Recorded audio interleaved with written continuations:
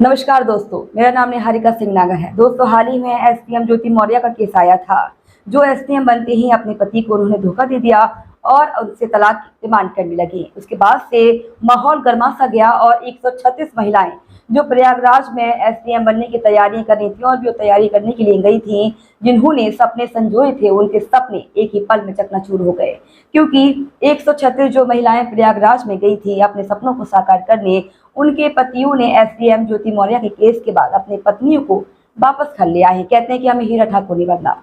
उसके बाद से कई विवाद उत्पन्न हुए, कई वीडियोस भी अपलोड हुए, कई मीम्स भी बने हैं इस पर कि भैया हीरा ठाकुर बनने से अच्छा है कि अपनी पत्नियों को वापस ले आओ। तो प्रयागराज में 136 पत्नियों को अपने पति, जो उनके पति हैं, वापस ले आए अपने घर में कि अब नहीं पढ़ाना है, अब घर का काम करो। तो मैं आपसे पूछती हूँ दोस्तों, ये कहाँ हद तक सही है? एक तरफ है एसडीएम ज्योति आर्य, जिन्होंने अपनी नौकरी के लिए अपने पति को छोड़ दिया, अपने पति को धोखा दिया, और वहीं दूसरी तरफ निशा बांगरे भी है, जिन्होंने अपने पति और अपने परिवार के लिए अपनी जॉब छोड़ दी है। तो इंसान ये दोनों पहलू क्यों नहीं देखता? एक ही पहलू मतलब देखकर इतना बड़ा फैसला कैसे ले सकता है और अपनी पत्नियों के सपनों को चकनाचूर कैसे कर सकता है? उसके बाद ये डिमांड भी उठी है कि आप अपनी पत्नियों को पढ़ने के लिए भेजिए और उनसे स्टाम्प पेपर पर लिखवा लीजिए कि वो एसडीएम बनती या फिर एक अच्छे पद पर जाकर पति को नहीं छोड़ेंगी या पति को नहीं धोखा देंगी। क्या ये सही है?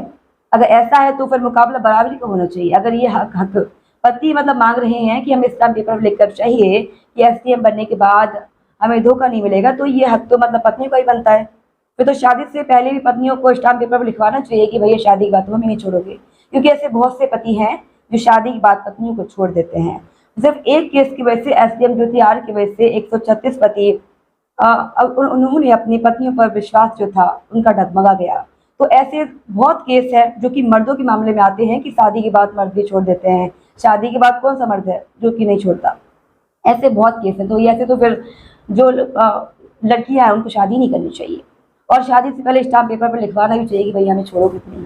दोस्तों, इस दुनिया में शायद ज्योति जैसी कुछ ही महिलाएं होंगी जिनके ऐसे केस सामने आए हैं, लेकिन इस दुनिया में पुरुष के मामले कितने ज़्यादा हद तक हैं ये हमें अच्छे से पता है। उसके बाद भी कहीं कोई पुरुष शादी के बाद महिलाओं के साथ घरेलू हिंसा करते हैं, शराब पीकर मारपीट करते हैं, शराब पीकर मारपीट करते हैं, साथ ही अपनी महिलाओं को मानसिक रूप से प्रताड़ित करते हैं। और शादी के बाद बहुत ऐसे मर्द हैं जो महिलाओं को, अपनी पत्नियों को धोखा देते हैं।